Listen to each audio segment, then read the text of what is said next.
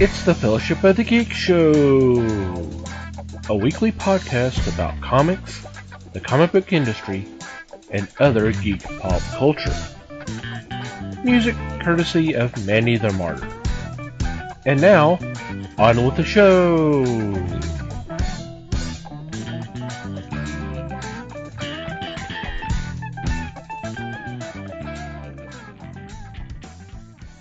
Hey there, everybody. It's the Fellowship of the Geeks podcast. My name's Thomas Schick, and joining me for this episode is Mike Marlowe. Hey, gang. Les Webster. Hello, all. And look at this. Liz Newman's back. Hi, I'm back. Yay. Kind of back. I was going to say, I'm here. Back-ish. Yeah. Back-ish. I'm sorry I missed those interviews. So you did too. They were interesting. Yep, it was fun. Yep. So how are y'all? So laugh a minute over here. Oh, yeah. Doing well, thank you. Hope everybody's doing okay out there. So what's been going on in your corner of the galaxy? I've been passed out a lot, so, Sick. She's been sick. Yeah, I've been Just sick. before we get any other ideas. I'm not an alcoholic. I got COVID Alcoholics again. go to meetings, right? Right. I just do a podcast once a week. It's today. Hello, my name is Liz, and I'm reading Superman. I just send in the empties and they give me credit. I think that's AA, dude. I think that's a deposit system thing. I don't know. Right. I don't know. Do they refill them and send them back? No. Because now that would be a sweet deal. Yeah.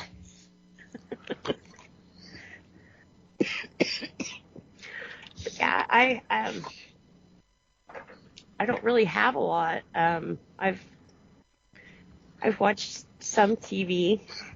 I probably remembered quite a bit less of it than you watched. Right. What have I been watching? Oh, one interesting thing I did watch on Netflix. They have a new, I don't know, I guess it's true crime, but it's called The Girl in the Picture.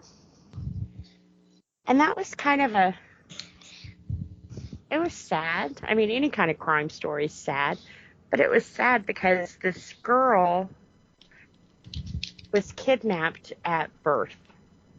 And she was raised by this guy, and some things happened, and they had to leave, and he was like, people are going to be looking for a guy and his daughter, so he married his daughter. Ew. I wish I could say that was the only ew thing involved in this story, but the whole story was just, it was sad because, once they figured out, because she comes up murdered, and once they figure out this isn't who she said she is, that's when they start piecing together that she was kidnapped and, that kind of stuff, and try to figure out who was she, she had this life and now she's gone, and now we don't even have a name to put on a tombstone. So it's kind of one of those stories that, it's triggering, really, really bad if, but it's, I don't know how to say too much without spoiling it. It's a bad, sad story, but it ends on a happy note, as happy as it could end, I guess. So it's definitely worth watching. Definitely because, of course, any victim needs to have their story told. And I feel that the way that they told it, told hers really well. During this time that, she was found murdered and everything else, I'm wanting to say it was like late 70s, early 80s. So some of these news reports, she had a friend who also came up missing, and instead of saying, 17-year-old girl came up missing, they're like a stripper. It's like, well, the stripper had a name. Stripper had a family. Stripper had, she was more than just a stripper. So you got to keep in mind that the time that this was wrote in. And I think had these girls been involved in anything outside of the stripper world, things might have happened differently to have her found and identified and that kind of thing. So that was definitely sad on it. But yeah, like I said, it's definitely worth watching if you like those, true crime stories and that kind of thing. There's a lot of darkness in that genre, so if you're trying it out for the first time, be aware. Yeah. This generally speaking, you're starting off with a crime of some sort, most likely a murder. It's not going to be a happy-go-lucky story. They're all pretty dark. Some of them are obviously darker than others, but yeah. And Netflix has done a few of these now. I think a couple of weeks ago I was telling you one about there's something wrong with Aunt Peggy or something like that, the lady who was driving the wrong way on the interstate. Netflix has done a really good job of presenting the whole story and not slanted, Not sensationalizing. Right. And I kind of like it. I like to make my own opinion, not be told what my opinion should be, And they've done a really good job of telling the story of this is what's happened and this is what we know, not this is what some guy wants you to know, So it's, yeah. Yeah, other than that, I don't remember watching a lot more. Cool. Okay. Mine actually feels like a cheat. Because this was I watched something that I've watched many times before. It was kind of how the watching came about was a different kind of story. It was actually the missus who suggested watching it, and I was a little surprised, but I mean not too much so, because I mean for crying out loud, she married me, so she kind of knew what she was getting into. But it was a day when she needed a chuckle, and so she came into my room and started rummaging through my DVDs and pulled out Robin Hood Men in Tights. Woohoo! Which was interesting. I actually hadn't watched it in a while. I'm pretty sure I have a different opinion of it than I did before. I'm not exactly sure why. I believe me, I have no problem with the silliness involved. I'm kind of sort of blaming it on an idea that occurred to me, and that is that Mel Brooks kind of, I mean, whether it was chronological or not, I don't think it really was, but his comedy movies are usually one of two types. They're either directly making fun of a movie, or they're making fun of like an entire genre or style. And where I got this crazy idea from was Weird Al does the same thing. His songs were always like half the album was direct parodies, and the other half was just stuff where he was riffing on someone's style. And I think the conclusion I kind of came to was that I think I like the style ones better with Mel, because this one, I mean, okay, it came out in '93. It's dated, straight up. It's almost 30 years old. It's a bit dated, and it was making fun of a movie, namely Robin Hood, Prince of Thieves, which didn't age well either. So it's kind of just the jokes are there, and they're good if you are familiar with Robin Hood, Prince of Thieves. You kind of have to have seen that movie to get this one. And I think that's, in the long term, a bit of a weakness. there's some really funny stuff in this movie. Don't get me wrong. I'm not saying I don't like the movie. I am just saying that I think I'm seeing it differently now than I did even 5 years ago. Right. Mainly because I think, like I said, it hasn't aged all that well.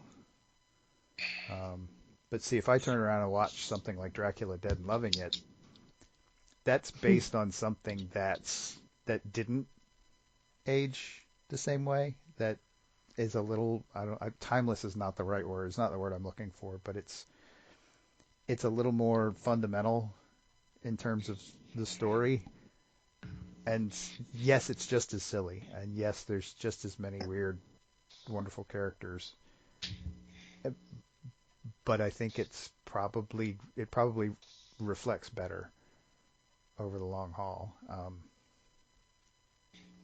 There are some really funny bits. I mean, the whole one little tiny detail I noticed with this watch was the look on Cary Elwes's face most of the time in this movie is by itself hilarious because he's just got this dopey smile on his face. Like all the time. When he's not talking, when he's not delivering dialogue or really involved in a scene, like all of the fight scenes, watch his face. He's just got this dopey smile on his face. He's not like a type fighting through it but and working hard and doing it. He's just maintaining this dopey look, which is hilarious, really. I mean, the point, I think, is that he's trying to look like he's not trying. Also, he might be making fun of Kevin Costner a bit, and with his kind of wooden acting. But yeah, it's just I am not knocking this movie. I'm just sort of describing how I saw it this time. Yeah, it's a great one. In general, it is a hilarious movie. Like I said, especially if you know anything about it. If you've seen any versions of Robin Hood, it's a hilarious movie. My only concern is if you haven't, you're probably missing something. Yeah, for sure. Also, I had to talk about it because the missus picked it. Mm-hmm. Semi-randomly. I'm like 20 some odd years in, I finally gotten her trained, you know. We're not coming for that. She'll I never. know she is never or nowhere near you when you said you have her trained. She's closing at work tonight, so she's not even in the house yet. Okay. And she is not going to listen to this podcast. There's no fear of that. Yeah, well, what about Alex? So I'm safe. He's in the other room, and he better damn well not be listening at the door. Yeah, but he listens to the podcast. Yeah, I don't think he listens to the podcast anymore, to be honest. Oh, we bored him. Okay. Probably. Well, podcasts are all blah blah, and he's not a blah blah guy. So, you know. Blah blah blah blah blah blah blah blah blah blah blah blah blah blah. Exactly. So yeah, that was my excitement because otherwise it was a pretty dull week. Cool. Okay. Les, are you still with us? Yeah, I'm here. He's winding up. I don't have any blah blah to talk about, but I did pick up a copy of Public Domain, a new series by Chip Zdarsky. Sorry, why was I fumbling? That's not hard to say at all. Yeah. This is a really good read. This was number 1, and it's one of those that will make you want to go, okay, where's number 2? It's dealing with creators of comics. So to me, it's more a background story for the industry. and how you can thrive or how you can be screwed by it. If you get the chance, find a copy. It's just a few weeks out. So this is a solid story. Cool. And recently I've been hoping for a solid story. Thomas, do you remember the series? I guess it was DC that ran it, about the artist that was a secret agent. That was it was back before COVID hit. I don't remember the name of it. Not ringing a bell right now. Do you recall what I'm speaking? Honestly, no. Oh, okay. So I'm sorry. It too was a good, solid story because it dealt with things that you wouldn't normally assess to a comic book artist. You know, he would travel and make contacts with various agents. So this one is not in that vein, but it's just a good, solid with the industry and how it handles people, projects, and this even touches into the realm of film. So give it a shot. I think it's well worth the time and definitely well worth the money. It's really good. Sounds good. In my defense, I've been spending the last several days trying to remember the name of the Image series about the group of paranormal investigators that were on a TV show, but they were treating it like it was not real, but they were actually battling the supernatural and all that. Y'all remember that? It's several years back. Huh. I was thinking it was Ghosted, but that's actually something else. Yeah, that's a different story. But it was right around that time frame, and I cannot, for the life of me, remember what it was, and I can't come up with enough information to try to do an internet search. For Google to help. Yes, and it's been bugging me because it's like I would like to read that again. Y'all remember this? You remember this, Mikey? Sounds vaguely familiar. I couldn't give you a title for it. Sounds familiar, but So When you start I'm talking sure about so. industry stuff, the first thing that popped into my head was Hey Kids Comics yeah. from a couple of years back. And I think there's another run of that coming up too. Yeah, he either did a second run of it or is getting ready to. I forget which. He might even be getting ready to do a third one at this point. I'm not sure, but And you guys heard about the Paper Girls, right? yeah. Was that movie or was that streaming series? I think it's a series. Yeah. Yeah, I knew they were in talks Yeah. somewhere. Bitch Planet. I was surprised at that one. I didn't even know that had been shot for a streaming. Oh, I don't think much that Kelly Sue writes doesn't get shopped. Yeah. Whether it's her doing it or people coming to her about her stuff. But she's good enough that people will pretty much say, yeah, we want to do something with this. Almost sight unseen. Was that one ever finished? I don't think so. Okay. I think me and Thomas were talking about it the other day on Discord. And it's like, God, I know that I liked it when it first came out, and there was kind of a delay in between the floppies.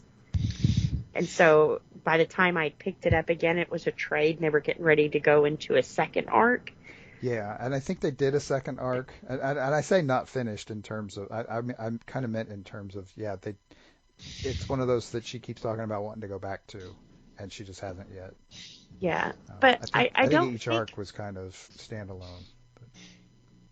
But where she led us up to was Bitch Planet.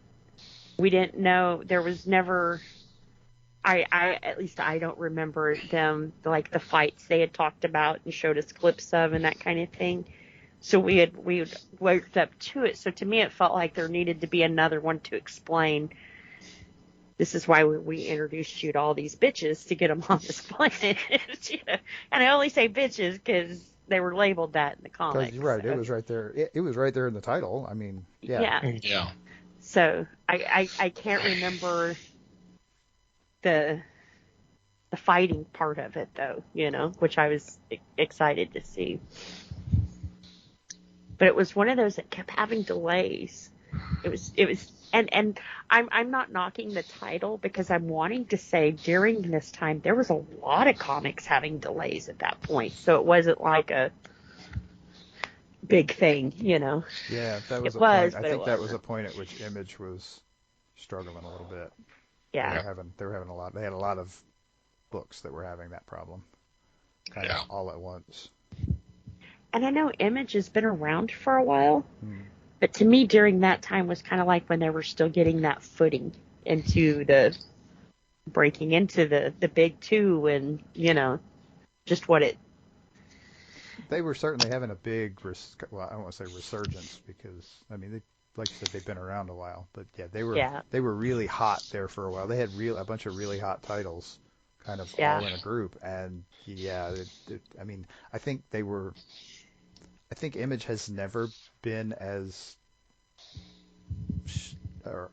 strict is maybe not the right term, but has never been as big on the deadline thing.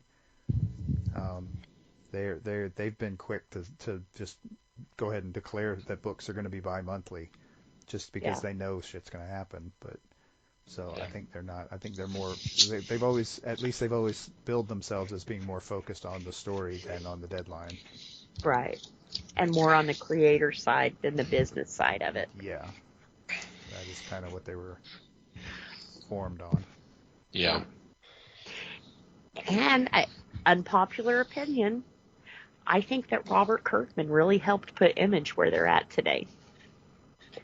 A lot of his good titles were released under them, and then, of course, you had The Walking Dead that stayed years with them, which was constantly steady, good sales. You know, you could bank on that title making you money that month. Why is this an unpopular opinion? Well, I know pretty some sure people it's don't. a pretty common opinion. Right. Well, I've never really heard them credit him that way, so I'm not trying to take credit away from anyone, but, you know, I'd have to say one title that I really got into and stayed with was probably The Walking Dead with them. Not the only good one on there, but, you know. Right. And I think that was the deal, is if they're not specifically giving him credit, it's because I think it's as much because they're trying for the label to not be part of the conversation. Right. Because again, that's not what their focus is. Their focus is on the creator. So they're plugging Kirkman for Kirkman as opposed to plugging Kirkman for being the savior of Image or whatever. Well, and as much as they can plug him, Image breathed life into his career too. So it was kind of a give, you know. Yeah, and I'm sure he would have been fine with that if that's the way it had gone down, but it doesn't seem like it did. So. So yeah, like I said, it's pretty cool to see these getting, you know, TV series and that kind of thing. Mm-hmm. And the cool thing about taking Image titles like that is it's not a quote comic book series. It is, but not not superhero. It's not superhero. Yeah. Right. Yep. Which has more appeal, honestly. So. Well, so it would seem. Yeah. I think the money says that is true. Get the best of both worlds.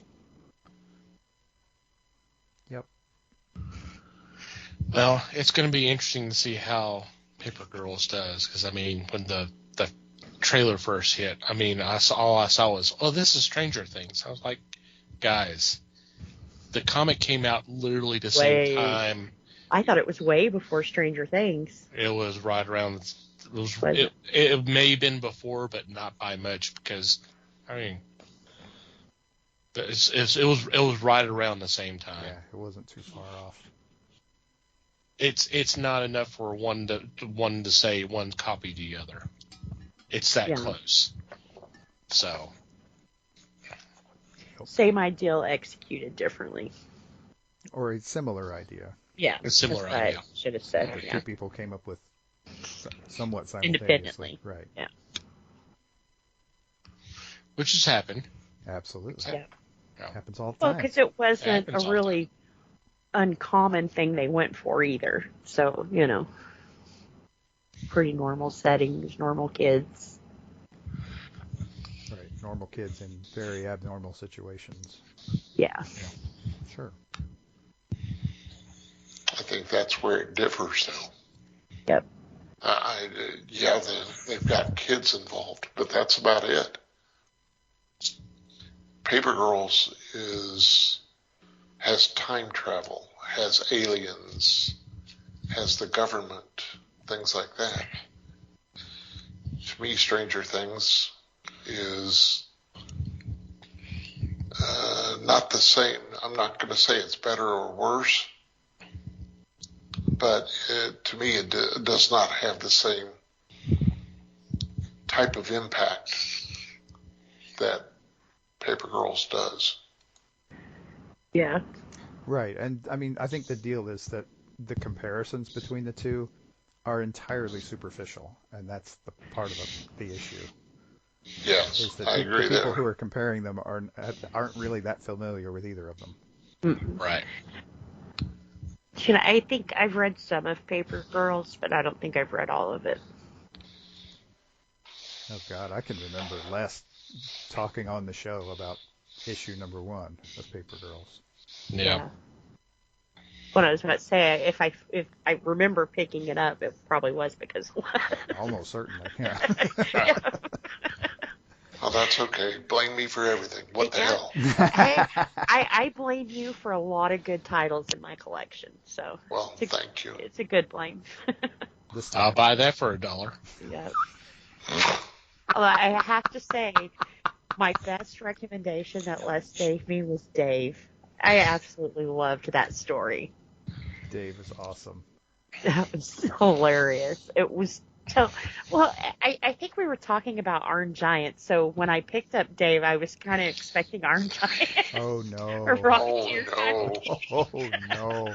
It's not that at all. It was just kind of one of those, hell yeah. It's cool. Anything else, sir? No, I'm good. Thank you. Oh, yeah, this was Les's turn. I forgot. Yeah, it was Les' turn, yeah. I appreciate the time. Ago. Yeah.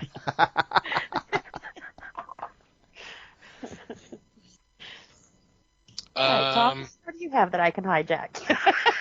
Yeah, good luck on this one, though.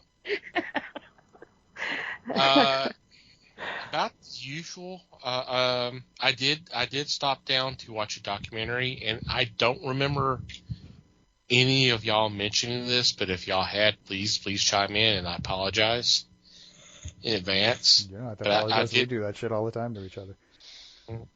But I did catch this on Tubi. Documentary from 2018 entitled Love Gilda.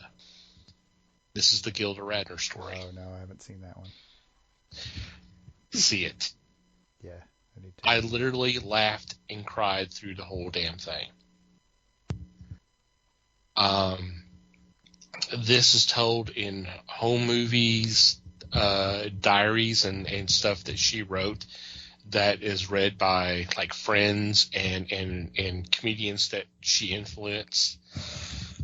And there's also audio tapes. She recorded a bunch of stuff too. It's a really interesting story. I did not know much about her. I mean, I knew about her being Saturday Night Live and in her film career afterwards and all that. I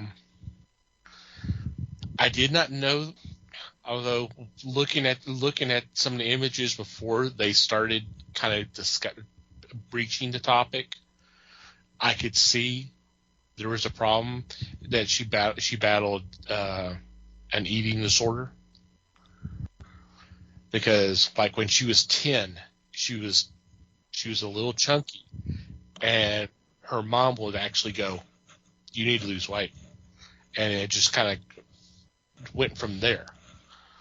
But it's a really interesting story. Like I said, I knew about the Saturday Night Live, and I remembered her doing the live shows and all that. And she talked about how things were so crazy that she'd be walking down the street and she sees people staring at her. She's like, okay, are they staring at me because I'm a woman and I might be attractive, or is it because I'm someone that's on the TV every Saturday night? You know, and she, you know, she always craved love, but she said she would always, you know, she would be just as happy to work like at a bank and then come home and fix dinner and have a husband, that kind of stuff. She said she would probably be just as happy as what she went through. And of course, we get to the point of her marrying Gene Wilder, which, God, I think, I mean, I've always loved him. I've always was, but he seemed to be a lifesaver for him. And then, of course, here comes the cancer, and they go through all that. And it's just a really kind of interesting story. Like I said, I laughed and cried throughout the whole thing. Mm-hmm. And I had forgotten that her last appearance was on on TV, was on the Gary Shandling show. Y'all remember that? It was like very early in the show. They made some arrangements where she can come on, and you know, and God, she ate it up. I mean, literally standing ovation when she got on stage, and she just ate it up. And then it was like, "Come on, y'all can give me more. That's fine." And then it was, and then the whole thing with Gary going, "Well, where have you been? I hadn't seen you in a long, long time. Why haven't you been on TV?" "Well, I've had cancer. What's your excuse?" Oh, bad business decisions. Oh.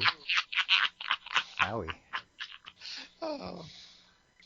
And I had forgotten that she was actually married to G.E. Smith before she was married to Gene Wilder. Oh, wow. Yeah. Probably heard that some time ago. But yeah. Sounds vaguely familiar. Well, because he was in New York. He was actually the guitarist for the group that was put together for her performances, and he hung out with the Saturday Night Live band back at that time and all that. So I mean, they were always together, and it blew my mind. I guess I shouldn't have been. Who all were hanging around then? Because she was also at Second City.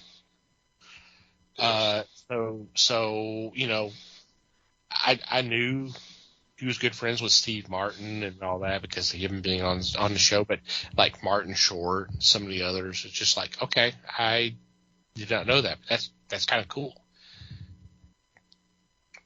You know, you kind of, and she was also involved with National Lampoon a little bit. So it's like she was around all these incredible talent, comedic talent. And I mean, she gave just as good as she got. Mm-hmm. You know? And probably one of the most infectious smiles I can think of. I mean, you see her smile, I can't help but smile. I don't know about y'all.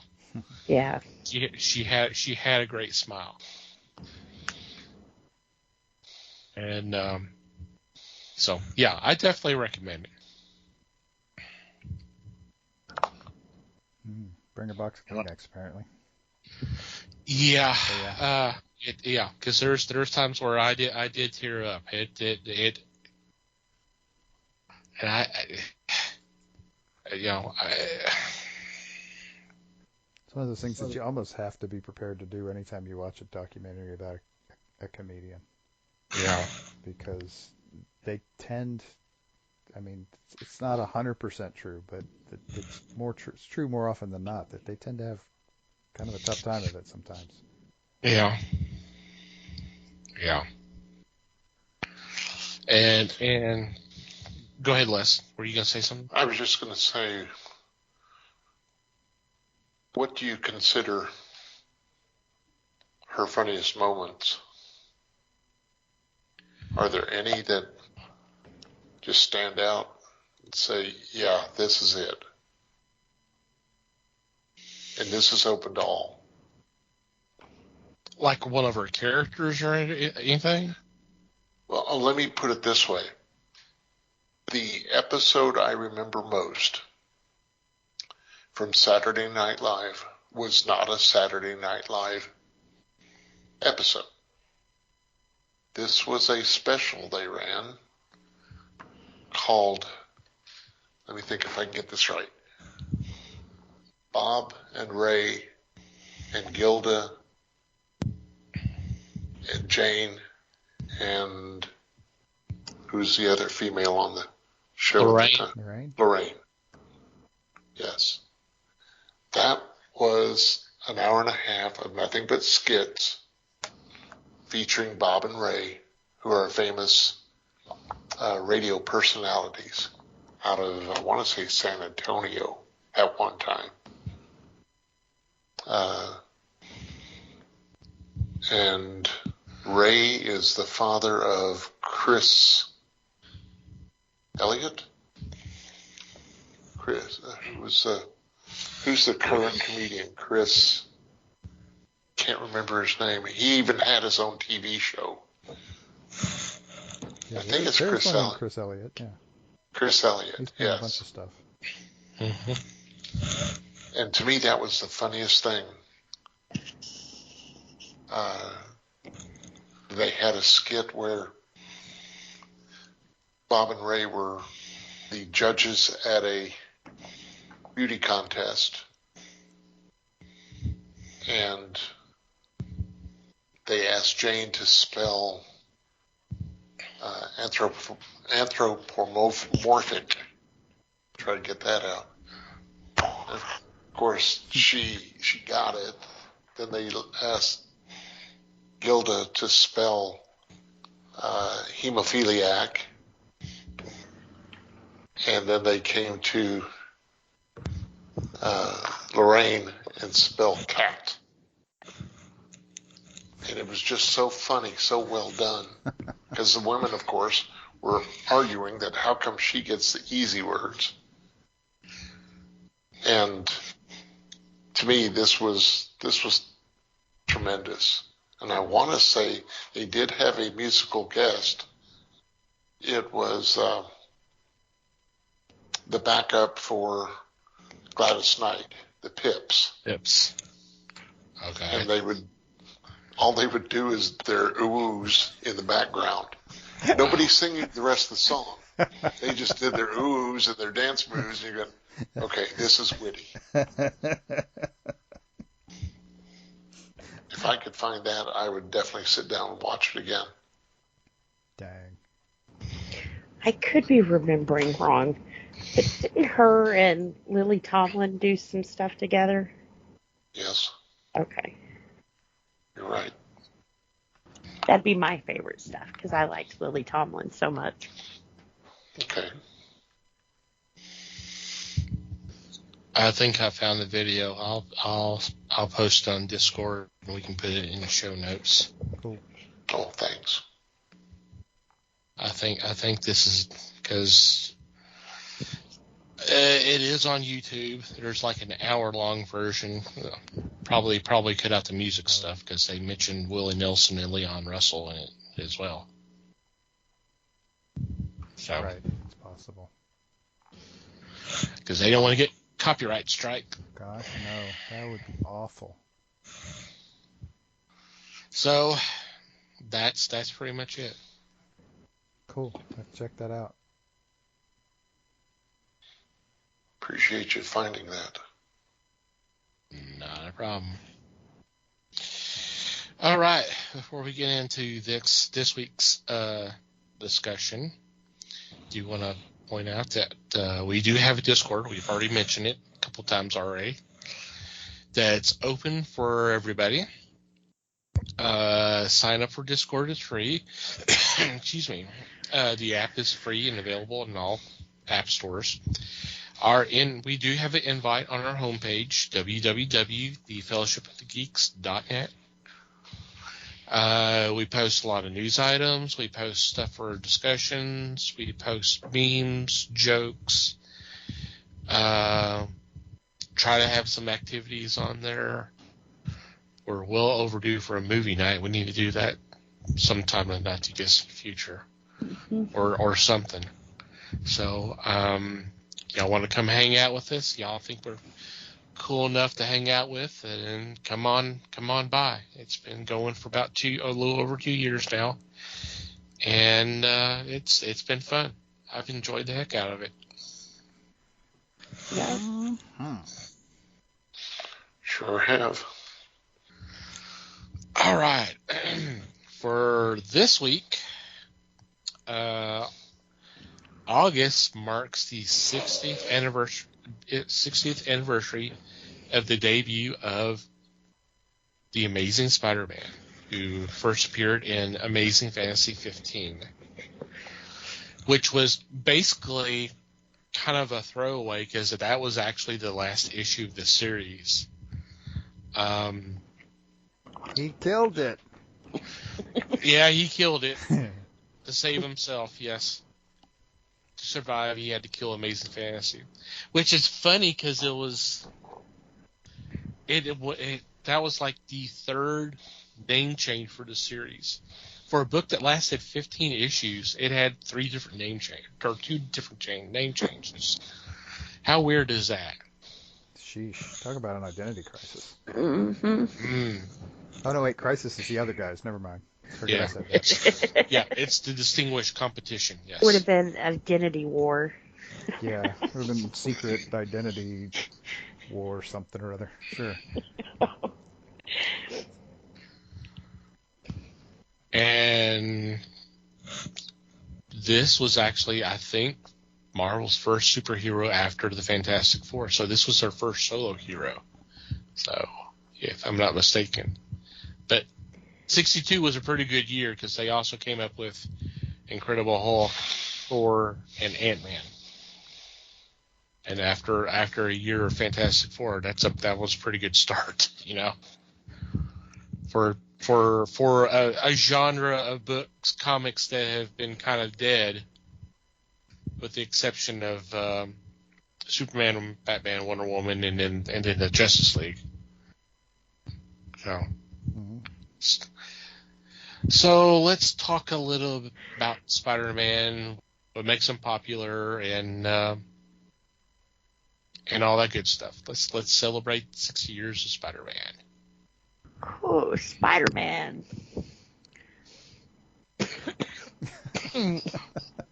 Easy for you to say.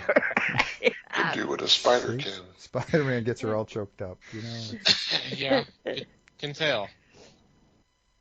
I mean, we all know what she's going to say. I mean, come on. Yeah. She hates Marvel. Mm-hmm. She doesn't give a damn about Spider-Man. Spider-Man's probably one of the more...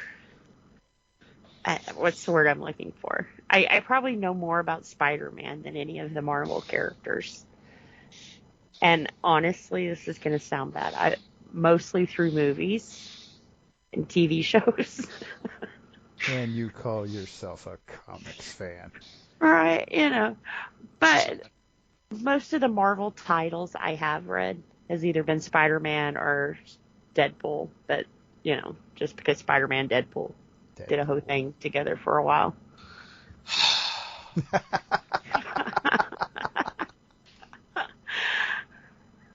I like Deadpool. Any kind of comic that's going to be like gross and, break the fourth wall and be all like, fuck you, I'm going to be right there reading it. That's pretty much what Deadpool is. Him and Deadpool have actually done a couple of series together, haven't they? Who hasn't done a series with Deadpool? Yeah. Try to track that down. But I Furbush fan? He I probably think hasn't. I think he appeared in one of them. Oh, okay. All right. Well, that's incorrected. But I could be wrong too. Please contact us. That would be most likely candidate that's not been with Deadpool. So yeah, I thought, but I could be mistaken. So. Oh man. see, I think Deadpool is another one that was breathed life into from the movies, or at least just following now. And I don't know. I like Spider-Man because he was an average kid. He didn't have anything special. He was, he was a nerd. He was a geek, yeah. Yeah, and he, when he became Spider-Man, as a younger kid, it was just kind of like, wow, you can be anything, as long as you find the right spider to bite you. Ow. Ouch. I guess we should put the disclaimer out there. Don't be letting spiders bite you. That's dumb. At least go to Chernobyl first. Those spiders. I don't know what to say about Spider-Man. I'm sorry, guys. My brain's kind of mush tonight now. I know when Stan Lee died, tonight. I told you guys the importance of Spider-Man as far as my son and reading and that kind of thing. Spider-Man was kind of one of those comics you could really pick up and not really have to worry about reading it first, It wasn't going to be nasty or, it was a good comic, something the adults could enjoy reading, but also a younger audience could enjoy reading. So I like that they put him out with that kind of appeal. And like I said, I don't know too much. Like this 60 years ago, I'm wanting to say that Spider-Man was the first younger kid to come along. Up at that point, we had like Batman and Superman 20 years before him, but we had Batman and Superman. But those were guys, they were grown-ups in leotards. This was a kid, so it kind of a teenager, yeah. Yeah, it hit on that younger. And that was kind of the thing. I think that was kind of the thinking. It was to try to appeal to an older generation. Yeah. Well, they made him, this was the title you could be kind of goofy on, or maybe he doesn't get it always right because he's a kid, and that was also kind of cool about it. It was. We watched him learn how to deal and become Spider-Man.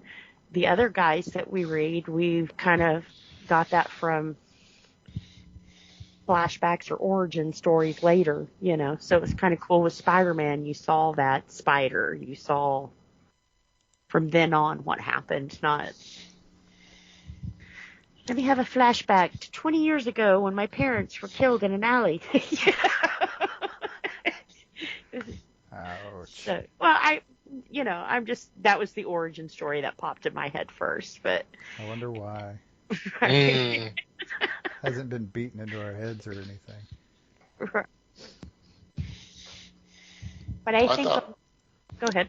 No, go ahead. I was just going to say, I think during this time period when Spider-Man came out, we didn't get to see a lot of our superheroes vulnerable.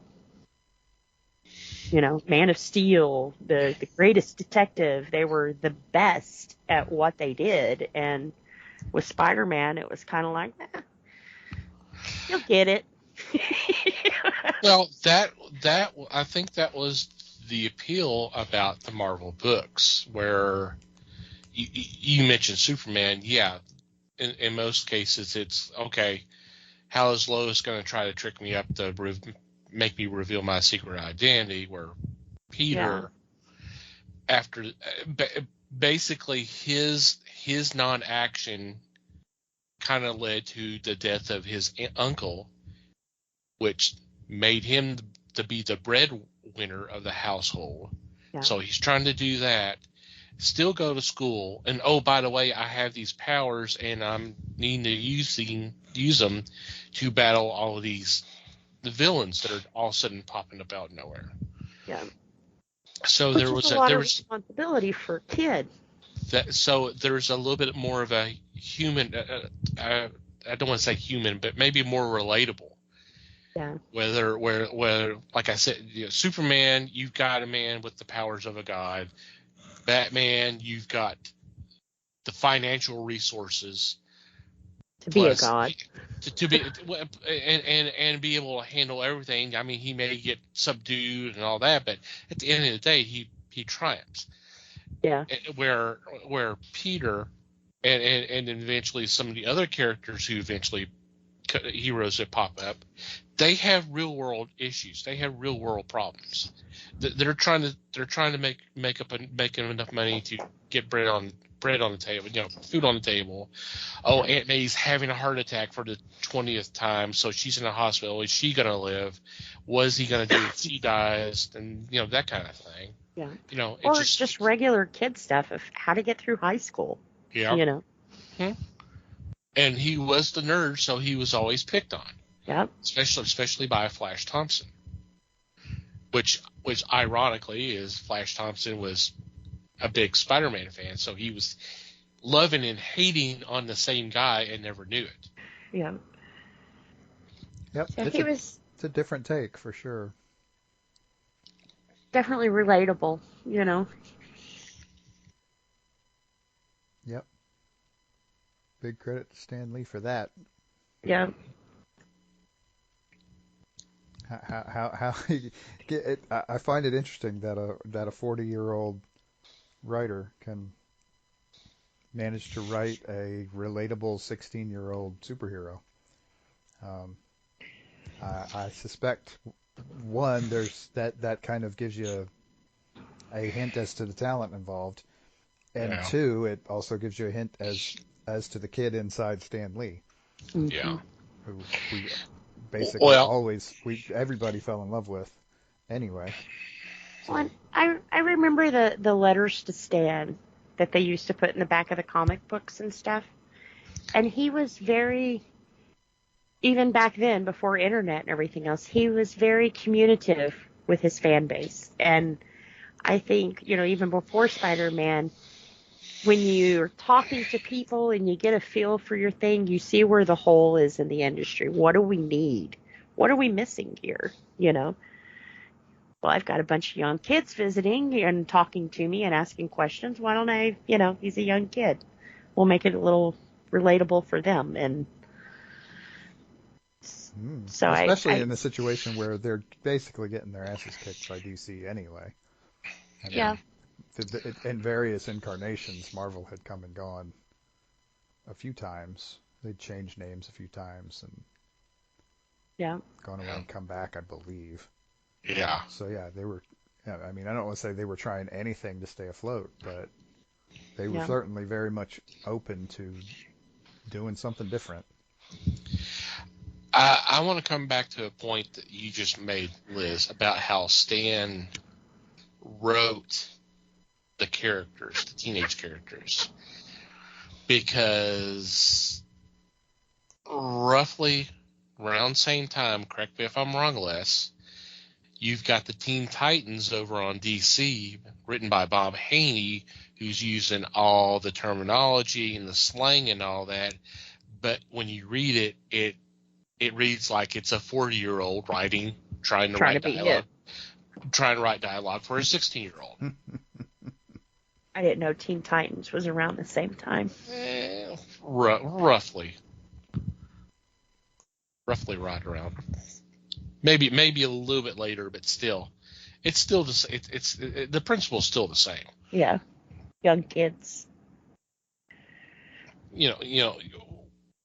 I think with Spider-Man, it kind of set a tone that they don't have to be grown-ups and have their shit together. Well, not like a lot of them did, but they had the public fold.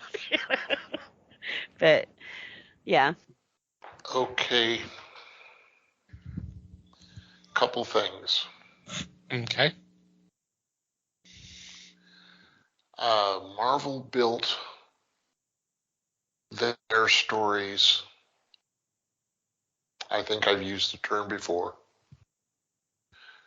Specifically, Spider-Man built them on teen angst.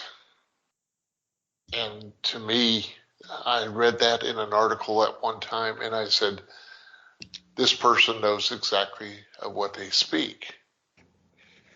The problem, if you read collections of Spider-Man or Daredevil or Thor from that time period, it's so damn tough to get through the stories because they always have the precedent that somebody remembers the love of their life and how that person doesn't know how they feel about the hero. This was evident with Spider-Man and Betty Brant. This was the story of Thor, Jane Foster.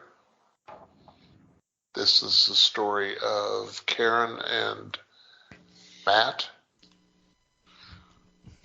To me, they laid it on so thick in those collections. Like I said, it was difficult as hell to get through because every fourth panel would be them discussing, oh, woe is me. And granted, I read all these. I enjoyed them. But there's got to be a time where you just have to say, shut the hell up and move on with the story. Shut up and go punch something. Gee. Yeah, please. I've been sitting here for 20 minutes trying to figure out who the hell the bad guy is, because you won't even make a movement. Another thing is, to me, this was not the first teenage hero. A kid hero to me was Captain Marvel.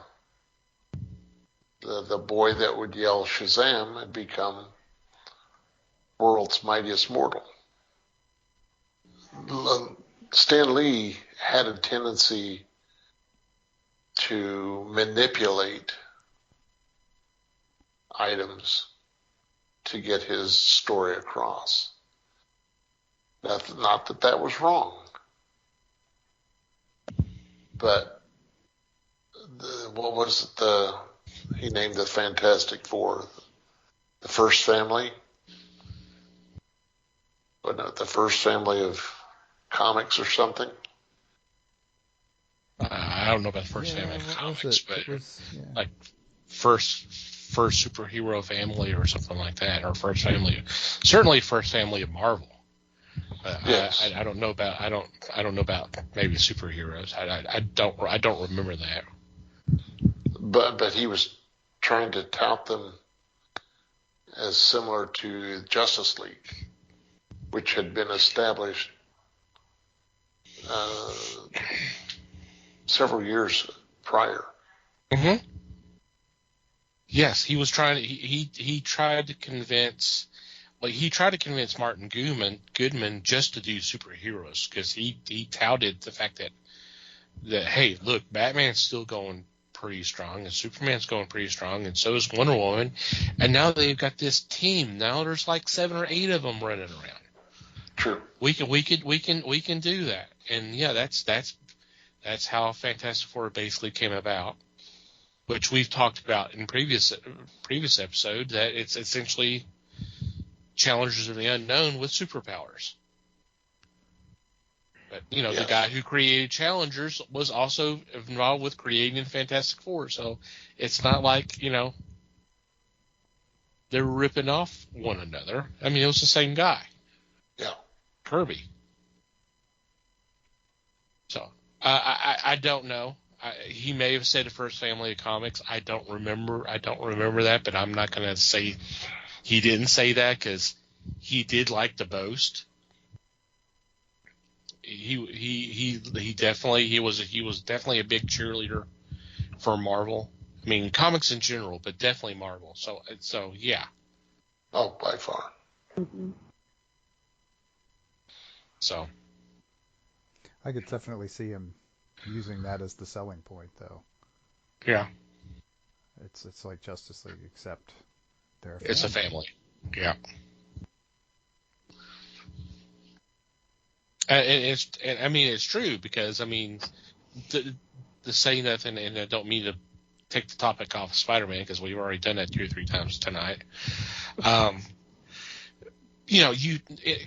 To say nothing of the brother and sister, but, you have Reed and Sue in love with each other, and then you got Ben and Johnny basically being the kids, the kid brothers. Mm-hmm. Because there was always the gags and the stunts they would pull each other and all that. They were acting like 2 8-year-olds. Or maybe not even that old. Yeah, their age varied depending on what kind of stunts they were pulling, but yeah. Right. So, yeah.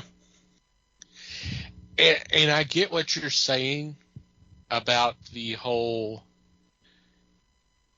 pining for the other person, and a lot of that was thrust upon the female characters, because that's what, unfortunately, that's how they were written back then.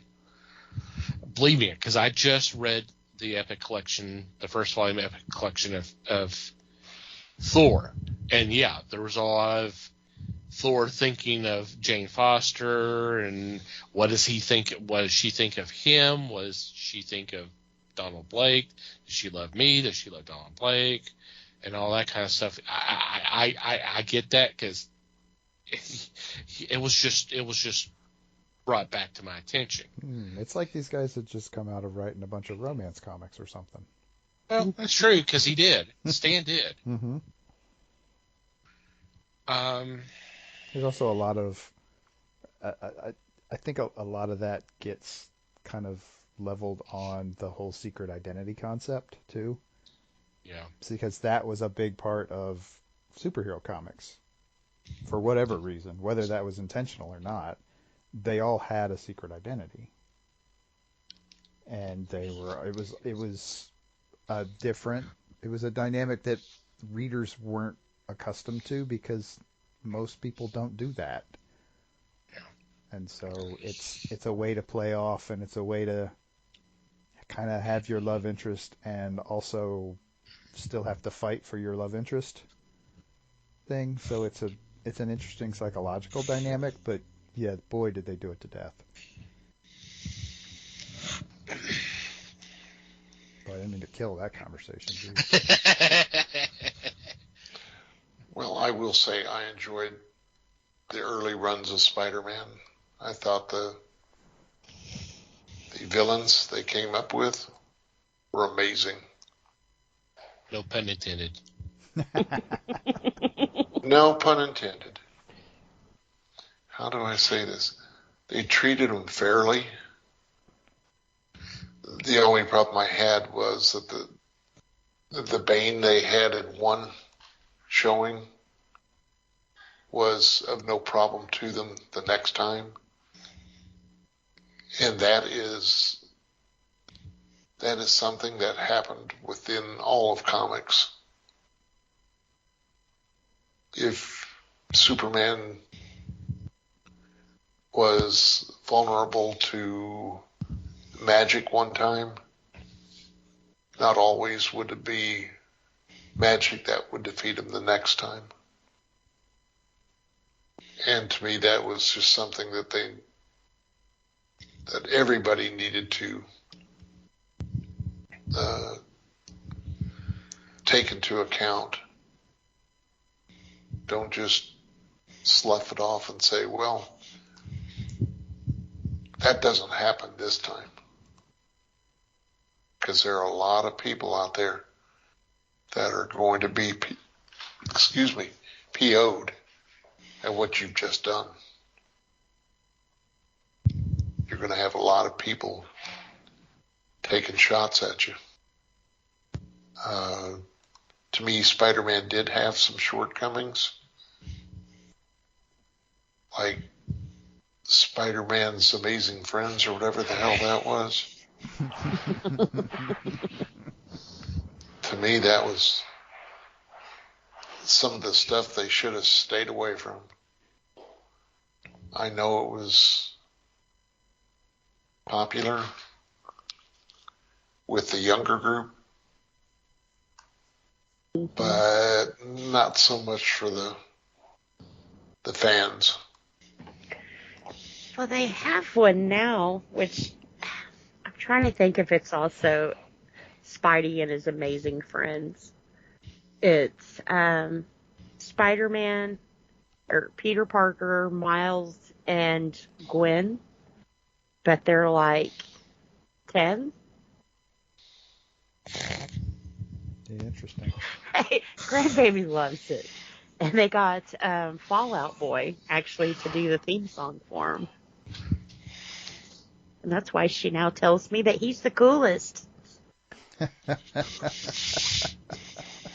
Yes, I did cringe when I said that. Uh-huh. Of course you did. Only because she was pointing at Batman at the time. Oh, ouch. Yeah. I told James, I said, we need to talk. This is child abuse.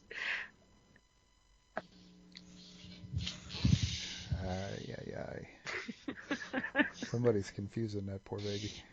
Yes, they are. Shame on you, Liz. And I think that when you realize it's you, you're going to feel really bad about it. Yeah. Well, I think the one that's on Disney now, it's like I said, it's the current. It's currently what they're doing, but they did this after. God, what the heck is the name of it? It's the one where there was like 20 Spider-Mans. Into the Spider-Verse? Yes. This was what they did after that because Into the Spider-Verse did so well that they were like, well, hell, kids are watching this. What do we do? Let's make Spider-Man a chibi. So it's cute. They look like little pops running around, you know. They did it with Teen Titans Go. Why not? Right. Worked for them. I think what makes this one a little bit more appealing than Teen Titans, it's not dumb humor for one, but it's not, I don't know how, it's not animated, it's, I guess, CGI. So it kind of gives it a little different of a feel and not so corny, you know. But not saying animation is, but... Yeah, you are. Too late. No, but you're saying Teen Titans Go is. And almost like 98% of the kid shows that they're putting out today are CGI. So. Oh yeah, you don't have to pay a person to draw stuff. Yep. Well, and it does give it a warmer feeling to it, where it's not just a cartoon, but it's the reason why Cocomelon became so popular. Have to take your word for that one. Yeah. Yeah. Well, it's not like live action, but it's as close as you can get. So I think kids kind of relate to that more than, sadly, than cartoons today. Right, they have better control over what things look like. Hmm. Well, and like I said too, it's about 98% of what they're putting out for kids, so it's more familiar to them too. Right, flood the market, and it starts to look normal. Yep. And I remember when they did, what was it, Jimmy Neutron? And it was like, oh my God, they're going to make a whole cartoon CGI. And that was the coolest thing. And now it's everything, you know? That was 20, 25 years ago. So Right. Yeah. So yeah, they're, and I don't, blah, blah, blah, blah, blah. blah, blah, blah, blah, blah, blah, blah, blah, blah, blah. Now, I'm curious how they did. Does Disney have Spider-Man back in their wheelhouse, or? Well, they bought Sony, didn't they? No, they didn't buy Sony. I thought they bought all of their properties, but Spider-Man was the one that Sony was holding back. Saying, Yeah, the Spider-Man and all the kind of tie-in stuff is still at Sony. Okay. Yeah, but they got X-Men, Fantastic Four, and one other one back for them. Not recently, but most recently. Yep. All the mutants, the Fantastic Four. Yeah, I think there was something else. Anything X-Men related and Fantastic Four, they definitely got back when they acquired Fox. Fox, yeah. That's what it was. So I guess Sony is working with Disney then for. They're working together. Okay. But Sony's still trying to do their own thing, as evidenced by Morbius. No. We're not starting that. No. We're fucking talking about Spider-Man here. We're not starting the Morbius thing. No. Liz? Or doing an entire movie based on a character that showed up in one issue about 15 years ago. Yeah. We're going to do a whole movie on him. Okay. We should just have a Jared Leoto night. Get it all out. Well, maybe. No. I don't think we're going to record that one. Yeah, I don't want to do that one. So. Oh man. Thank your dad, kids. Thanks, Dad. So, Spider-Man. Yeah, like I said, it is cool that they're keeping him current though. I'm not sure how they're doing that with Sony and Disney together, but they're actually doing it together. Yeah. They're working together for a change. It's nice to see. Right? Yeah. Usually you don't see that on their parent channel, you know. Usually Disney's Disney, and that's it. Right. Play Little Mouse at the beginning, the whole 9 yards. Yeah. I mean, and the deal is if you're going to have all of these disparate streaming services that you're trying to make content for, and you might actually have to work with some of them together with some of them at some point. Yeah. Because otherwise, I mean, we have to teach people. We have to teach all these little kids to work together. So let's model the good behavior, right? And Disney's pretty smart about it because when they introduce a show like this, Spider-Man was played like in between stuff, like in between Mickey Mouse Clubhouse and another show that they usually leave about a 2-minute gap in between there. So you kind of get like a preview of the next little cartoon or the next new show coming up or whatever. And they filled all of that with Spider-Man. Yeah. But usually like it's a trailer, a clip of one of them. Sure. And, a commercial. Basically a promo. Yeah. They pumped it hard for a couple of months. And then that's when we started noticing it would come out. And then they played it in the later afternoon. I guess for the older kids, the mornings are strictly like Mickey Mouse. But now, Spider-Man is with Mickey Mouse. That's weird. That means it must have really hit an audience and hit them hard to cut into their Mickey Mouse Clubhouse time, you know.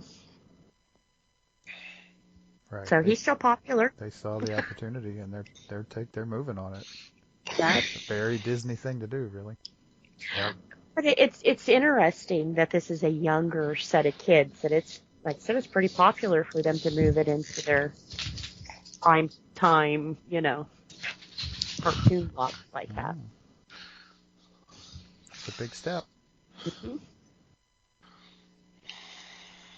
And it kind of makes you think maybe if Teen Titans Go would have taken a more serious approach, not like Young Justice serious, but, you know, still kid show, but a little bit more serious and not so many fart jokes. Well, Maybe they would have been more popular with that age group too. well, there was one. It's called Teen Titans. Yeah. Teen Titans was more of a serious show. I liked Teen Titans. Yeah. But when they did Teen Titans Go, then I was going, okay, we're going for the idiot factor, and I'm out. Well, wasn't Teen Titans, wasn't that Young Justice though? No, there was a No, Teen it was Titans before that. separate. It's literally the same art style, Okay. but it's called Teen Titans. Let's see, I Teen like that. The Teen Titans Go came from the theme song from Teen Titans. It was kind of a tempo rock song with these Asian girls going, Teen Titans Go! That's where the freaking title for the other show came from. Yeah. Will you sing that again for me? No, Please don't, because then we'll get a Flip that, DMCA Mike. thing or something. that's exactly. Mike's correct. That and he doesn't But want yeah, to. Seriously, they needed to go the age group below. Because I remember the Teen Titans, but I thought it was Young Justice. But I remember the Teen Titans. Yeah, And because Teen they Titans were Go, bad. Yeah. they always kind of like spoof and joke about that. And Teen Titans, the regular version, has come on Teen Titans Go and been like, who the hell are these guys? You know, why would they do this to us? So it's kind of cool. They can laugh at themselves, but the age group that Spider-Man's hitting in now, if I was a mom of that age group, I wouldn't allow them to watch the teen. It's still a little too crude for that age group. But I don't think that was made for that age group. The mentality of it, but not made for that age group.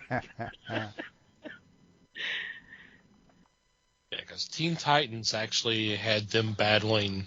They never called him Deathstroke. They always called him Slade. Yeah.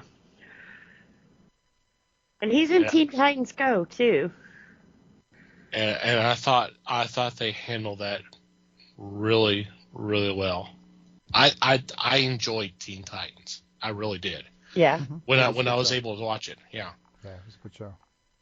And every once in a while, they'll play that on Cartoon Network. You can find it on HBO Max. Yeah. I kind of figured it'd be Get it on on there. that too. It may be elsewhere, but I definitely thought it would have been on HBO Max. So. It probably is. I've just never looked for. No, I Googled it. I'm telling you it is. Oh, okay. Yeah. Well, like I said, I would have been surprised if it wasn't. So, Right. And the way they took that one off the air wasn't right either. well, I think didn't they leave the story like wide open and I don't think there was an actual ending to the show. Yeah. Yeah, it just kind of got canceled. and then they lied. They said that if everybody would go watch the Teen Titans Go movie that they did, that they would finish that series, and they didn't. So they lied. And now everybody's like, oh, Teen Titans Go is so popular. No. You told us. Well, I'm sorry. I was one of those that didn't go see it, so Yeah. Neither did I. I'm the reason. You would have tipped it over in our favor, Les. God dang it. Yeah, just blame it on me. Just move along. Oh man, are we back to that already? Jeez. Mm. Just saving you time.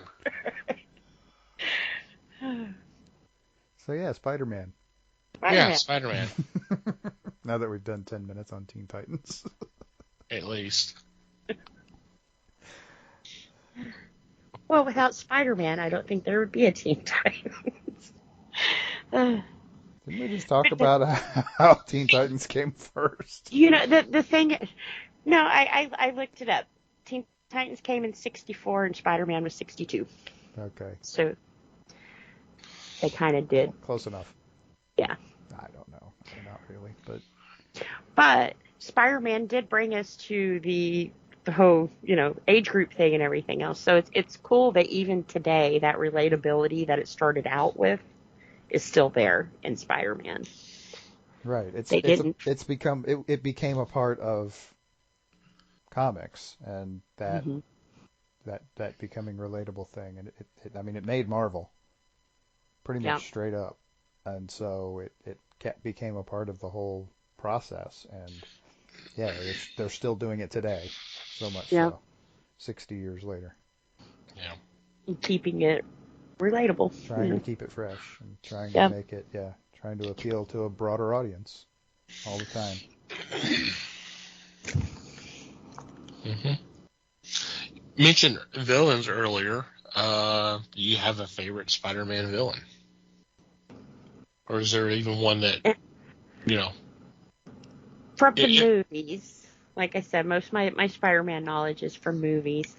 I like the Read a book. Sandman. I know. I have read some of them, but I liked the Sandman. He was just more cool visually, though. So I tell you what, Liz, they're actually putting out a new printing of Epic Collection called With Great Power. That's going to be Amazing Fantasy 15 and first several issues. Buy it. Get it.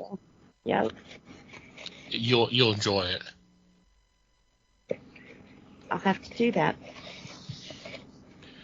I guess for his Well- anniversary thing, right? Probably. Les, what about you? Okay, let's see. I would say Doc Ock, Mm-hmm. just because of his attitude. He was, in his mind, he was better than everyone, Mm-hmm. yet he could be taken out by a punch. So that's probably where I would go. You know, and I think I've said this before. I don't know if I said it on the show or just in our discussions. That was a villain that I didn't think much of one way or the other. I mean, I would read some of the stories that he's the villain, but not really thought anything much about it until Spider-Man 2 and Alfred Molina's performance. Then all of a sudden I was like, okay, this is kind of a cool character, and I saw him in a different light. And yeah, I like Doc Ock. They're, especially what they've done with him over the past several years with the whole thing of the whole superior.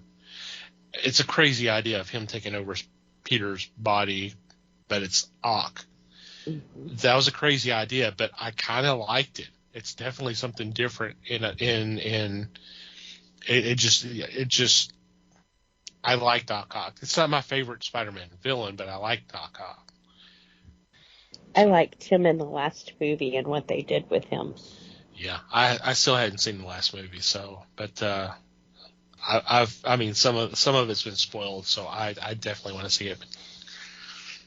But I'm a Molina fan, so I mean, yeah, I gotta see it at some point. Have to do that on movie night. And I know Mike doesn't have a favorite Spider-Man villain. Oh, I actually was going to vote for Doc Ock. Okay, cool. Just, honestly, he's been around since pretty much the beginning, and he's evolved quite a bit over the years, and Yeah. I mean, for him to be that flexible and all that honestly makes him an interesting character, straight up. Yeah. I mean, Yeah. and I'm not going to argue with you about the Alfred Molina thing either. Holy crap. Yeah. That was mind blowing, but yeah. That the writing for the character was great, and of course Molina's performance was great too. So it just That was major for sure. Yeah. But yeah, just the idea that the character has managed that a villain has managed to stay relevant for 60 years, I think is impressive. Mm-hmm. Not that none of the others have, but he's the one in my mind that I think of when you think of Spider-Man. He's the main villain. Yeah. Well, I mean, I know a lot of people will say Green Goblin, but they've done so many crazy things with it. I mean, it's very comparable to what they've done with the Joker. I mean, they're very much alike. I mean, they've literally killed them several times, and then come back, and there's the whole insanity thing, and just that. Although when they handle Norman Osborn as Norman Osborn, the evil guy, but has his shit together, that's even more scary than freaking Green Goblin. Mm-hmm. For sure. God, I don't know if I can pick just one, because I definitely like Hawk. I definitely like Mysterio, and I think it's more of a visual thing because all of his illusions and stuff. And it's not just the movie, because it's something all the way back when I was a kid. You know, you see that cover, and here's a guy shrouded in a smoke, and he's wearing like a fishbowl head, a fishbowl as a helmet, but you can't see it. You can't see him, and he's doing all these amazing things. And you're going, that's kind of cool. He's up there. Sandman's a good one.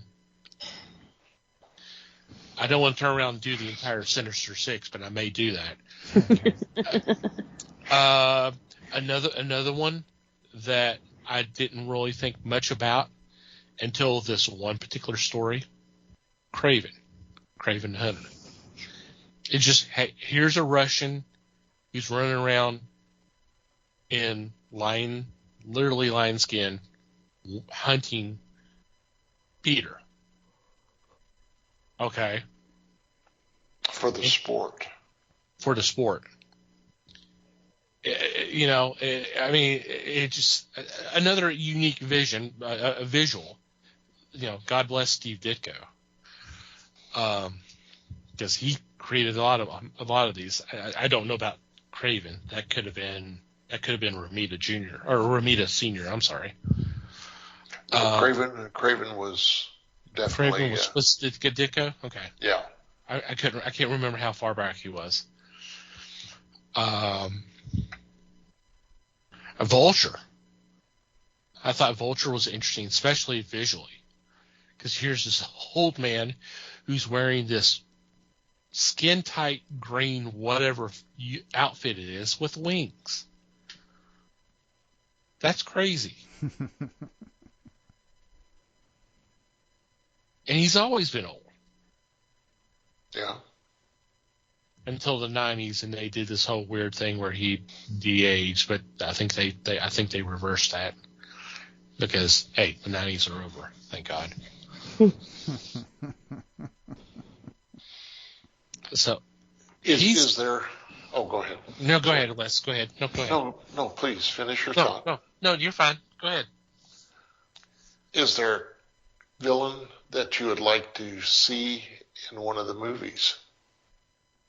Somebody that has not appeared yet. Now, you stated Kraven, which is a good choice. Well, he's getting a movie. They're working on a Craven as a solo film. Right. Mm. I think Lizard might be interesting. Well, I know they did Lizard in one of the Amazing Spider-Mans. I can't remember because I hadn't seen any of those. It may have been the first one, the Amazing Spider-Man. But yeah, I would like to see more of the Lizard. And that's an interesting story as well. Right. He's actually borderline sympathetic. Yeah. So, yeah, you could certainly play it that way. Yeah, definitely. God. Who if they really want to get screwy and try to do like a storyline that takes over a couple of films, they could do the Jackal and the whole clone thing. That would be a freaking nightmare. But they could do it if they wanted to. True. Uh, How about the alien that Spider-Man fought? Does that ring a bell? not off the top of my head. You might have to be more specific than Alien. Yeah. The Terrible Tinkerer. Okay. Yeah. It's been a while since I read those stories, but yeah. Because that was what, Spider-Man 2? That was very early Spider-Man. Let me pull up a list and see. Tarantula might be kind of interesting, but you would have to handle that well. Honestly, another one we've seen before, but we have not seen Spider-Man battle him. And he was originally a Spider-Man villain, the Kingpin. True. He originally appeared in it's like Spider-Man 48 or 49. He was originally a Spider-Man villain, but he's now a Daredevil villain, yeah, didn't he? yeah, he's associated with Spider-Man, or Daredevil now, yeah. What is Daredevil? I don't know. That's what I meant to say was Daredevil. Yeah, that's what you said. Okay. Yeah, Daredevil. How about Scorpion? Oh, Scorpion would be a fun hadn't seen villain. him in a while. Yeah. And you don't have to worry about is he alive or dead, because he could be alive in 20 minutes. He could be the villain definitely for the entire movie. Here's another one that would be pretty good. It would be interesting, especially if it's handled the right way. Chameleon. The problem I had with the Chameleon, it was too much like Mysterio. That's Okay. personal. Okay. Rhino. I know they did Rhino in one of the Amazing Spider-Mans, but I know there was a lot of people that did not like how they handled that character, so maybe give them another opportunity to try that. So there's a couple. Yep, there's a lot of room to play there. Mm-hmm. You get that with 60 years of history. Yeah. And I think that's what we would like to see, is some of the history play out. Yeah. Mm-hmm. It would be nice that if we get villains that we have not seen before. I definitely want that with Batman, because both characters have pretty impressive rogues gallery. We don't need to just keep a lot deeper than you'd realize. Based on a lot. Yeah. A lot deeper than just Joker and Green Goblin, Mm-hmm. Okay. Well, any final thoughts before we wrap things up? It's been a fun ride. Mm-hmm. Yep. Keep them coming. Yep. Yeah, the people at Marvel have done a great job with their standard bearers. So let's just keep it coming. There's so many tales to tell out there right now. Yep. Let's just keep pumping them out. And on that note, we are going to take a quick break and be back with Geek News for You.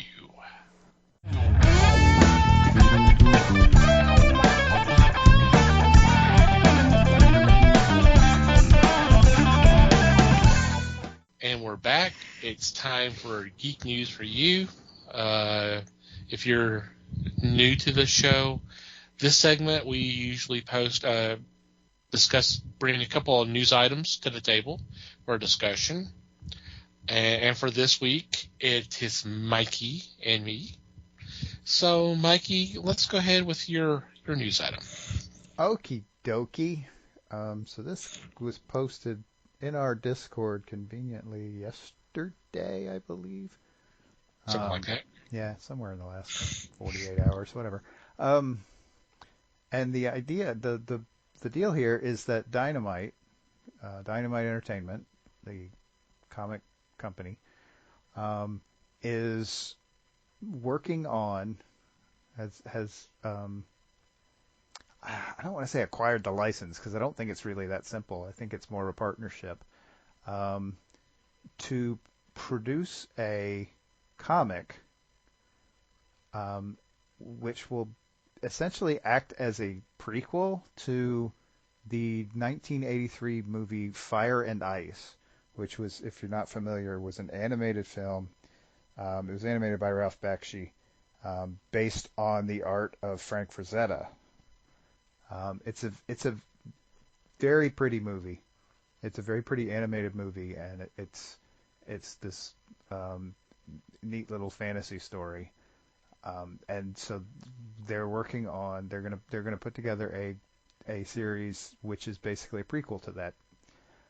And on top of that, they're also planning to create a tabletop role-playing game to go with it, which I think is an interesting trend, to say the least. I wonder if it might be a little bit of a dated trend, but anyway, I find myself wondering how much appeal there really is for a Fire and Ice game specifically. But I think this sounds like an interesting idea, the idea of going back to that. I mean, it's like I said, the movie itself is pretty cool. I mean, I haven't watched it in a long time. I remember it being a bit slow moving, but the animation, like I said, is really cool. And obviously the art's fantastic because, Frazetta. Right. So the idea of going back to something like that in the modern day, I think it's an interesting idea. I'm kind of looking forward to seeing what it looks like. The plan is to start the series in next year, basically, for the 40th anniversary of the movie. So it should be fun. Like I said, I question the idea of a full-blown tabletop role-playing game based on this, but I think there are plenty of other ways to do that, and people don't realize that yet. But there are lots of games that are designed specifically to kind of import content. We'll call them generic games that are not necessarily based on our property, that you could use to create a game like this. And maybe they'll end up doing something like that. They'll contact one of those game companies and sort of license it out that way. Certainly would be easier, but I don't know. We'll see how much call there is for a Fire and Ice role-playing game, but the comic should be really cool. Yeah. I think it'll be interesting to see where they go with that.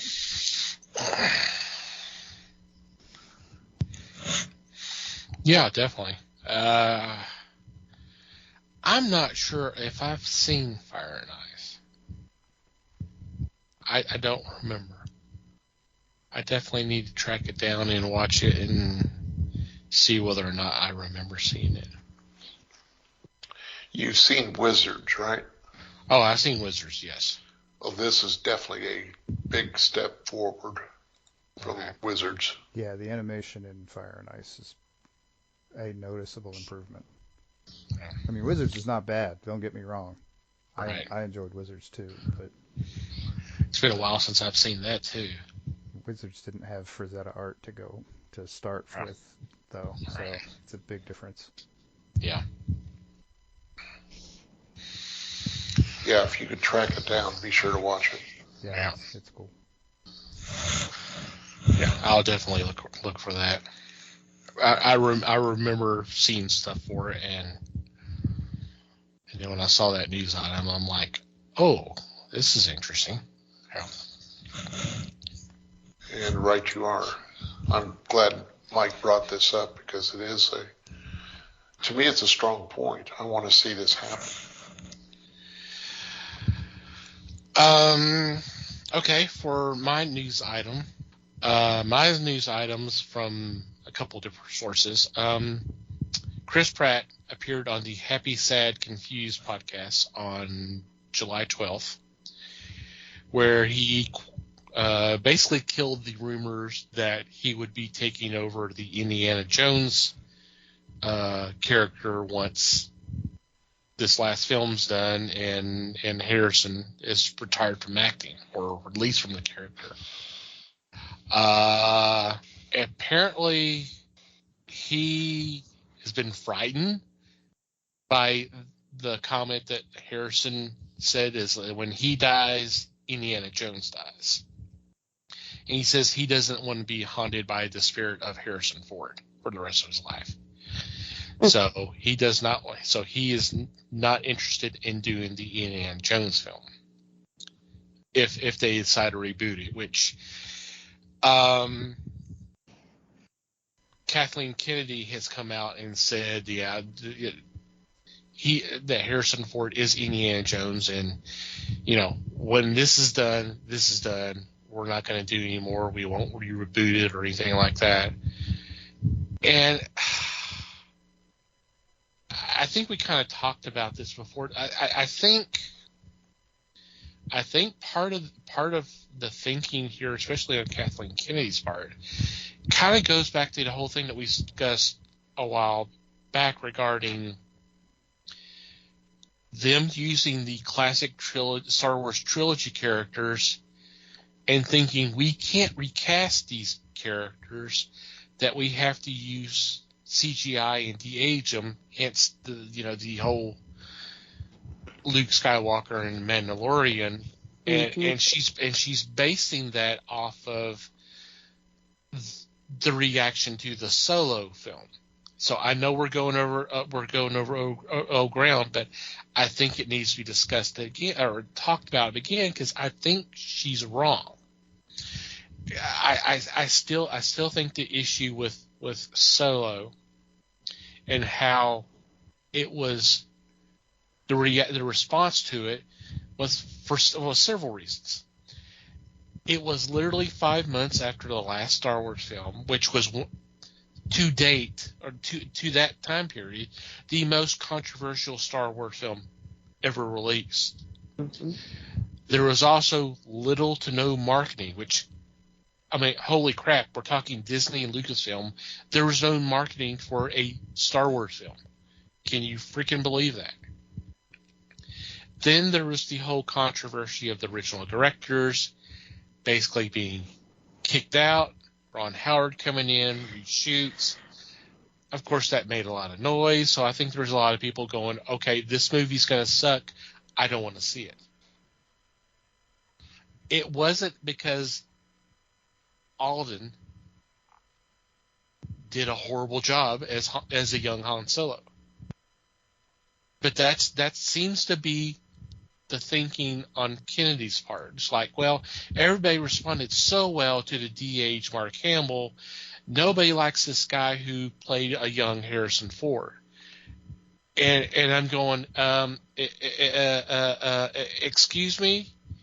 You just finished a 6-episode series that has someone that's not a de-aged Sir Alec Guinness. And it seems to have done pretty well. Am I wrong here? Why is Ewan McGregor kind of excluded for this whole thing? And I'm not saying anything against him. I love Ewan McGregor. I thought when they announced him casting to play Obi-Wan, I like that's great. I love it. And he was up to the task. He was up to the task for the show. I finally saw the show and I was like, he was great. But why is it that a different actor playing a younger version of the character, it's okay for its Obi-Wan, but Solo kind of tanked, so we can't just cast those characters over again. I don't get the thinking. And then on top of that, Harrison Ford is Indiana Jones. No one else can ever do that. Well, didn't we say that with James Bond and Sean Connery? Now, some people may still believe that, but you know what? There's been several other actors that played the role, and some of them would say, you know what? I prefer this actor better. Some like Roger Moore more than they do Sean Connery, or they like Pierce Brosnan or Daniel Craig. They're not right. They're not wrong. It's their opinion. Are they going to stop doing James Bond films because Sean Connery's not around to do them anymore? No, because they've done how many? 13, 14, 15? Something like that? Oh, yeah. At least. I'm not saying that I want to see more Indiana Jones without Harrison Ford. If the story is there, if there's a good story and it's an Indiana Jones story, I might be interested in seeing it. Depending and if they get an actor who can do the job. It may be good, it may be bad. I'm not saying just retire the character just because Harrison dies. Don't do the films if there's not a good enough story. You can do something else. That's all I'm saying. Am I wrong here? No. Not at all. No, I think you're right. But weren't they trying to boost the Harrison Ford Indiana Jones idea when they had his son in the last movie? Personally, I thought that's what they were trying to expose. I think that was the intention, that it was maybe a carrying the passing the torch, but that character was so. And you're talking about Mutt. Yeah. I think that character was so not well received by the audience. Fundamentally unlikable. Yeah. That they kind of squashed that idea. There's a suggestion that's swirling around the internet right now. I think would be interesting. I can't remember his name. He let me look it up real quick before I screw up. What was he in? Well, Ki-Hu Kwan, which I'm butchered that. Short Round. Oh, okay. He's acting again. He was just in Everything. What was Everything Everywhere all at once? All at once. He was in that film. He's just returned to acting. And some people's like, give him the fedora and the bullwhip. Let him take over the Jones legacy. Let's see the adventures of Short Round as an adult. You know what? That might be an interesting idea. If the story's there, then yeah, let's see it. I'd be down for that. Because everybody loves Short Round. But how are they going to explain Short Round? He's not even. Excuse me. He's not even the adopted son. Well, I Well, mean, he's got the history from Yeah. he's got He does. the Yeah. movie. but from the lore, which is from the books and stuff, from what I have read, Indy sent him to college, so he's got the schooling and all that, so he's obviously still involved in Short Round's life, and they can explain that. Okay. He wasn't around doing this during World War II or doing something like that, because he was in college. He was doing his own life, and then and he actually became archaeologist. So I mean, he could literally be doing the same thing. He's following the footsteps of Indy, and all they have to do is just basically say that, just some exposition. They don't have to go in any kind of grand detail of what he's done in the several years between. They just, hey, I went to school, got an education. I'm an archaeologist, and I've been doing this. I've been doing that all my life, and I'm basically, and now I'm here for this. They could do it. Okay. Damn sight better than letting Mutt do it. Yeah. Well, I mean, that's the thing. Pass the torch on him. So what? So I mean, because he. So what we would basically say with that, if we wanted to carry on with that character, is that whole adventure got him interested in archaeology, and decided to go to school. The dude kept cutting out and all this kind of stuff. All of a sudden, he just had an epiphany by this whole situation with Right. Just boom, decided to become an intellectual after basically just being a kind of obnoxious thug. Yeah. Of the two scenarios, which seems more plausible? Which seems more acceptable? And I don't mean character-wise. I mean just story-wise. Well, the way Hollywood goes overboard all the time, it'll be both of them. Mutt meets Short Stack. Short Round. Short Round. Somebody's hungry, apparently. Yeah. She wants some pancakes. I knew it was short something. Could have been worse than Short Stack, I mean, honestly. Yeah. But, yep. So. Of course, for any of this to happen, they have to learn from their mistake, which is So we're aliens? so far clearly not that mistake. Well, that one too, but more specifically, Kathleen Kennedy needs to realize that she's wrong and implement a fix for that problem. I'm not going to hold my breath. I'm not either. I mean, I've never been a Kathleen Kennedy supporter or detractor. A detractor. But it just seems like she learned the wrong lesson from Solo and these other things. I think she learned the wrong lesson. Because spoiler alert for you guys and anybody who's not seen Kenobi, we have a 10-year-old Princess Leia in this show, and the actress was incredible. She did a phenomenal job, and she's in it the entire time.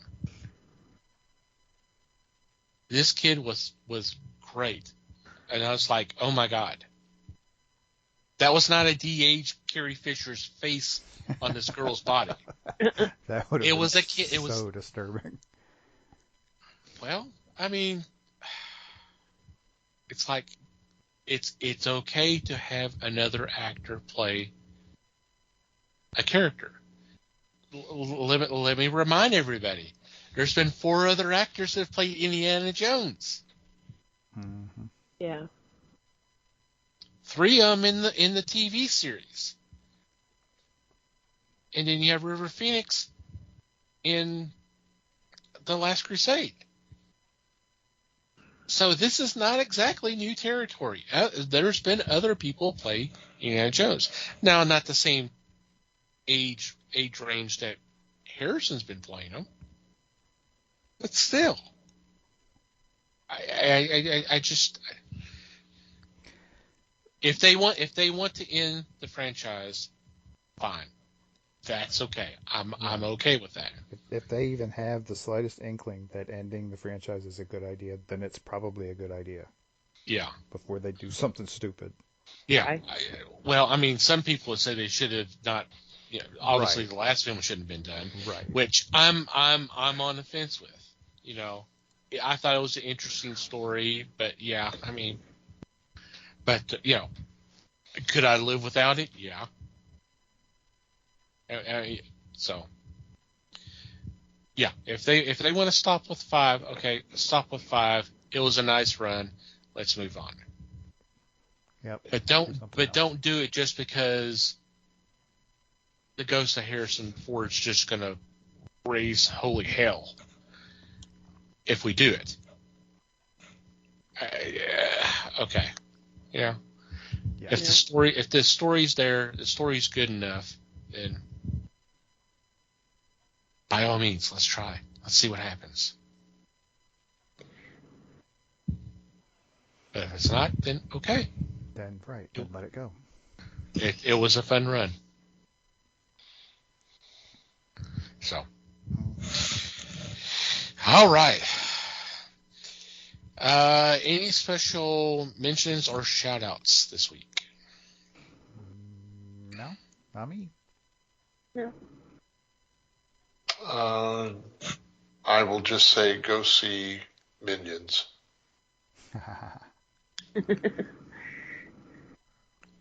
Okay. Cool. We'll move on to our regular shout-outs then. Want to thank Pop Goes the Culture Podcast Network for allowing us to be part of a great group of fellow podcasts. Definitely check them out. There will be a link in the show notes. And while you're checking out other podcasts, we want you to check out the fine men and women who've been so gracious as to spread the word of the fellowship on Twitter by retweeting our links. These are the men and women of Podern Family. And so the best way to do that is do a search, hashtag Podern Family, all one word. Just scroll through, and whatever catches your eye, please click on that link and download that episode. And we hope you have a great time listening to them. Thank you guys as always. Want to also thank Manny DeMar for supplying the music to our podcasts. There is a link in the show notes where you can check out their music. Thank you guys as always. And finally, you, dear listener, thank you for downloading and listening to today's episode. We appreciate your support. Any feedback would be greatly appreciated. Any comments, questions, suggestions, complaints, observations, what have you, please send them our way. Our email address is email@thefellowshipofthegeeks.net. Or you can go to the website, go to the About Us page. There's a contact form that you can fill out there. On our Discord, we do have a feedback section where you can post your comments there. Social media, we're on Facebook, The Fellowship of the Geeks. We are on Instagram, @Fellowship Geeks. That is also our Twitter handle, @Fellowship Geeks. If you like to follow our personal Twitter accounts, Mike can be found @MikeyGeek. Liz can be found @LN_geek. Les may or may not be found @FakeLesWebster. And I can be found @TomTCGeek. And from wherever you download our episodes, if you would please take a couple of moments to rate and review our show. it would be greatly appreciated. Anything else before we say goodbye? Just thanks, everybody. Thanks, everybody. Appreciate you listening. Thanks for listening, everybody. We do appreciate your support as always. Until next time, geek on, my friends.